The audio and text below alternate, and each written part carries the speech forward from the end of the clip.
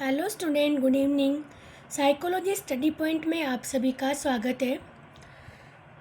Psychology में motivation, अभिप्रेरणा topic देखा होगा आपने। उस टॉपिक को पढ़ने से पहले हमें अभिप्रेरक के बारे में अर्थात मोटिव्स के बारे में जानकारी होना अति आवश्यक है।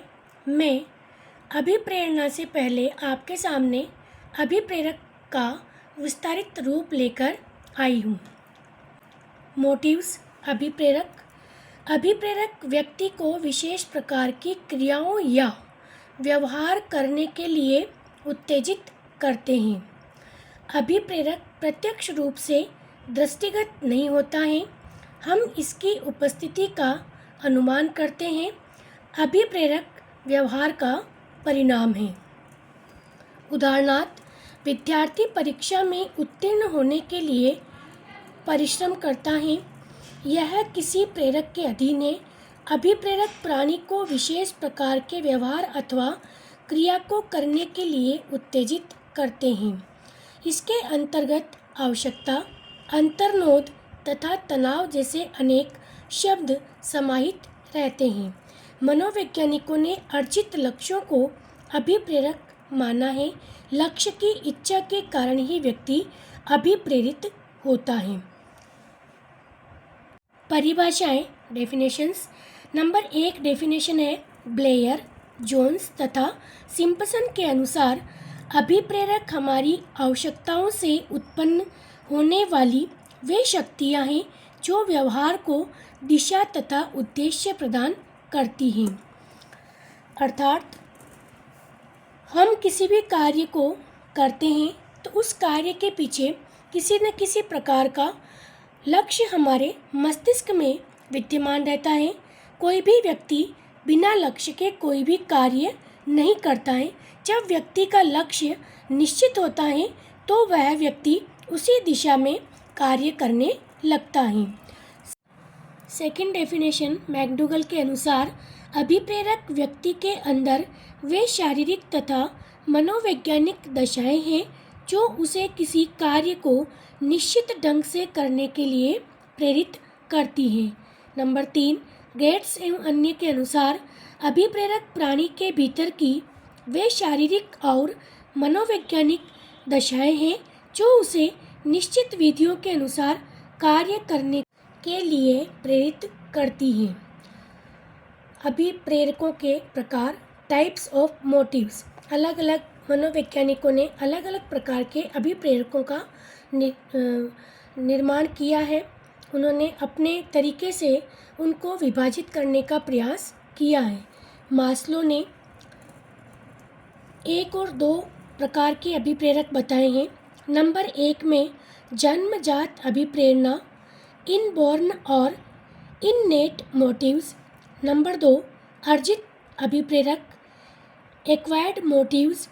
इसी प्रकार थॉमसन ने 2 प्रकार के अभिप्रेरक बताए हैं। नंबर 1 प्राकृतिक अभिप्रेरक, नेचुरल मोटिव्स। नंबर 2 कृत्रिम अभिप्रेरक, आर्टिफिशियल मोटिव्स। गेरेट ने 3 प्रकार के अभिप्रेरकों का वर्गीकरण किया है। नंबर 1 जैविक अभिप्रेरक, बायोजेनिक मोटिव्स। नंबर 2 मनोवैज्ञानिक अभिप्रेरक, साइकोजेनिक मोटिव्स। नंबर 3 सामाजिक अभिप्रेरक, सोशल मोटिव्स। अभिप्रेरक मोटिव्स अर्थात कुछ ऐसी क्रियाएं होती हैं जो इनसे जुड़ी हुई होती है। नंबर 1 जन्मजात अभिप्रेरक, इननेट मोटिव्स, जैविक अथवा शारीरिक अभिप्रेरक, बायोजेनिक और साइकोलॉजिकल मोटिव्स। इससे विभिन्न क्रियाएं जुड़ी हुई होती हैं। भूख, प्यास, काम, नींद, विश्राम। नंबर 2 है अर्जित अभिप्रेरक, एक्वायर्ड मोटिव्स। इसमें 2 प्रकार की क्रियाओं का वर्गीकरण किया गया है।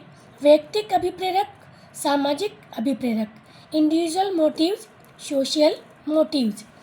व्यक्तिक अभिप्रेरक में आदत, जीवन लक्ष्य, अभिरुचि, अभिवृत्ति, अचेतन इच्छाएं, सम्मिलित होती है। सामाजिक अभिप्रेरक में सामुदायिकता, प्रभुत्व, युद्ध प्रवृत्ति, संग्रहशीलता आदि क्रियाएं सम्मिलित होती हैं। अब मैं इन्हीं का आगे वर्णन लेके आई हूँ। नंबर 1, जन्मजात अभिप्रेरक। ये अभिप्रेरक व्यक्ति में जन्म से ही पाए जाते हैं। इनको जैविक या शारीरिक प्रेरक भी कहते हैं, जैसे भूख, प्यास, काम, निद्रा तथा विश्राम आदि।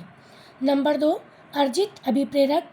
ये प्रेरक अर्जित किए या सीखे जाते हैं, जैसे रुचि, आदत तथा सामुदायिकता आदि। अर्जित अभिप्रेरकों को मेस्लो ने वैयक्तिक और सामाजिक भागों में विभाजित किया है।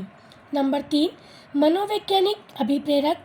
ये प्रेरक प्रबल मनोवैज्ञानिक दशाओं के कारण उत्पन्न होते हैं। गैरेट ने इसके अंतर्गत संवेगों को स्थान दिया है, जैसे क्रोध, भय, प्रेम, दुख तथा आनंद आदि। नंबर 4, सामाजिक अभिप्रेरक।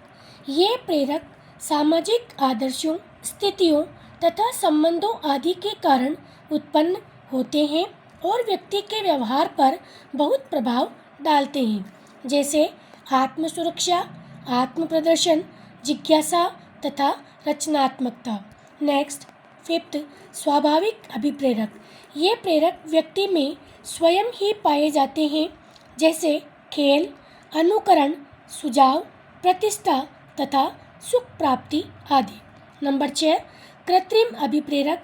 ये अभिप्रेरक प्राणी के कार्य अथवा व्यवहार को नियंत्रित करने, प्रोत्साहित करने अथवा वांछित दिशा देने के लिए स्वाभाविक अभिप्रेरकों के पूरक के रूप में प्रयुक्त किए जाते हैं, जैसे पुरस्कार, प्रशंसा तथा दंड आदि। Thank you.